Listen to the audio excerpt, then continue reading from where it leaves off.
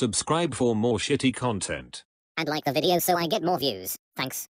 Hey guys, this is Esports Money, ESM, Mac10, whatever you want to call me, and welcome to a hero introduction to Pangolier, the new Pepe Le Pew themed hero in Dota 2, released in patch 7.07, also known as the Dueling Fates update. His first ability is called Swashbuckle. It's his Q ability, and it has it's basically a dash with a nuke at the end of it, so you can see based on the green circle surrounding the hero, the range of it, 1000 range, and then it has a 900 additional range of wherever you land.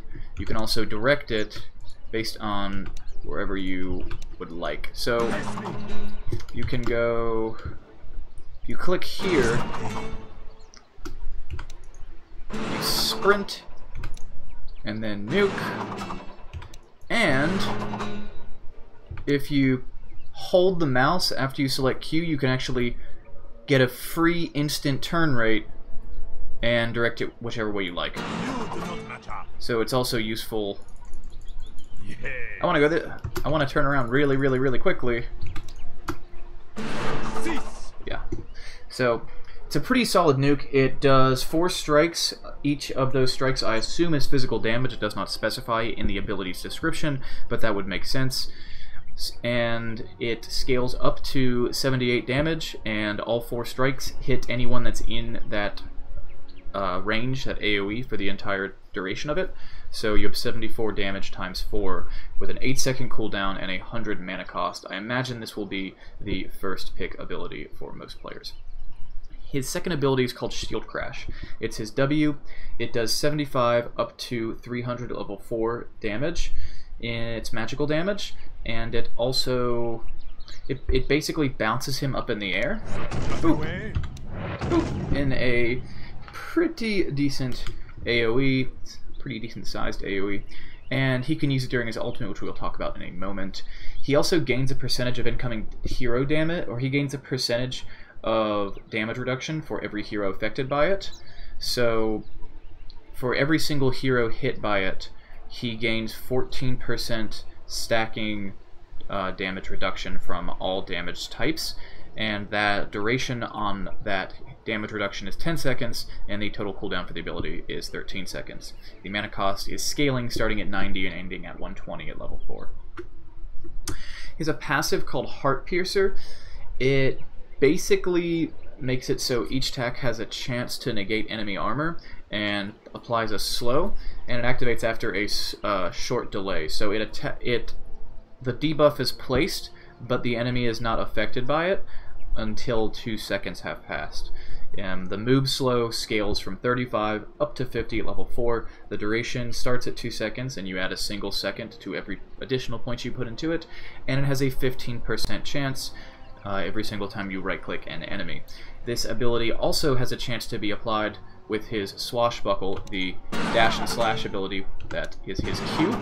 So these two abilities interact together, and then his ultimate is called Rolling Thunder, which interacts with his W. Rolling Thunder lasts for 6, 7, or 8 seconds, depending on how many points you have into it, and it basically transforms him into a rolled-up ball. So think about a pangolin rolled up into a ball, or an armadillo rolled up into a ball, or roly-poly. And if he touches an enemy, it does 200, 250, or 300 magical damage. It stuns them for 1, 1.25, or 1.5 seconds, and it knocks them back 150 distance. Now you're probably thinking to yourself, this is really imbalanced, because if you get someone into a corner, you can keep hitting them. Well, that's technically true, but his turn rate is significantly reduced. And if he bumps into a solid object, it will cause him to change direction after a short delay, but it does take a moment. His roll speed is also scaling with how many points you have into the ability, and he rolls through trees, but not up or down cliffs. However, if he's rolling toward a cliff and you use your W, you will bounce over that cliff. But it does do a pretty significant amount of damage. And remember, with Heart Piercer, it's 15% per strike, so you actually have 4 chance to procs with your Q. Talents. Level 10 talent is plus 25 movement speed or 2 mana regen. At level 15, you can choose between 30 attack speed and a 2-second cooldown reduction in his shield crash, and so his shield crash is 13 seconds. That would bring it down to 11. His reduction duration is 10 seconds, so he'd basically always be able to be affected by the debuff as long as he's around enemy heroes, or the buff, as long as he's around enemy heroes and he has the mana to supply for it. At level 20, he gets 30 Swashbuckle damage, which would bring the 78 up to 108, so that's 108 times 4, plus you still have a chance to apply the Heart Piercer movement slow. And then at level 20, you also have a choice between that and 20 strength, and then at level 25, you have a minus 12 seconds on Rolling Thunder, or minus 3 seconds on Swashbuckle cooldown. So, real quick, minus 12 seconds on... Okay, so it's the cooldown. So it's minus 12 seconds on the cooldown on Rolling Thunder, or minus 3 second Swashbuckle cooldown, which would bring this, which already has an 8-second cooldown, down to 5. Stacking that with additional cooldown, or cooldown reduction items will make it even better, and it's a pretty good ability because it adds mobility.